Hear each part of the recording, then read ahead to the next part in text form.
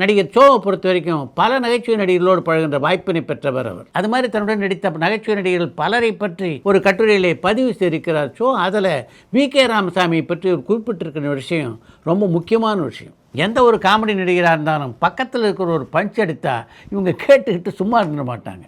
அதை தாண்டி தான் ஒரு வசனம் பேச வேண்டும் என்று விரும்புவார்கள். இவங்க இப்படி வசனத்தை பேசணுன்னே பக்கத்தில் இருக்க அந்த காமெடி நடிகர் அவர் சும்மா இருக்க மாட்டார், அவர் ஒரு வசனத்தை பேசுவார்.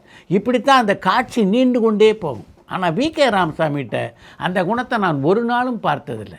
அந்த காட்சிக்கு பொருத்தமாக ஏதாவது ஒரு வசனம் தோன்றினால் அதை பேசுவாரே தவிர தானும் பேசணும் அப்படின்னு வீம்புக்காக எந்த நாளும் ஒரு வசனத்தை பேசியிருந்தே இல்லை. அதுதான் அவர்கிட்ட இருக்க மிகச்சிறந்த பண்பாக நான் பார்க்குறேன். பல ஆண்டு காலம் தமிழ் சினிமாவிலே வி.கே.ஆரால் தொடர்ந்து நடிக்க முடிஞ்சதுன்னா அதுக்கு முக்கியமான காரணம் நடிப்பின் மேலே அவருக்கு இருந்த ஆர்வமும் அந்த அர்ப்பணிப்பும் தான். தனக்கு அனுபவம் இருக்குது அப்படின்றதுக்காக தன்னுடன் நடிக்கிற நடிகரில் என்னாலும் அவர் ஓவர்டேக் பண்ணியதே இல்லை. வி.கே.ஆர்ட்ட இருந்த அந்த பண்புலையெல்லாம் புதிய தலைமுறை நடிகர்கிட்ட பார்க்க முடியல அப்படின்றது தான் மிகப்பெரிய சோகம் என்று சோ ஒரு கட்டுரையிலே பதிவு செய்திருக்கிறார். அது இன்றைக்கும் பொருந்தக்கூடிய ஒரு கருத்தாக அல்லவா இருக்கிறது.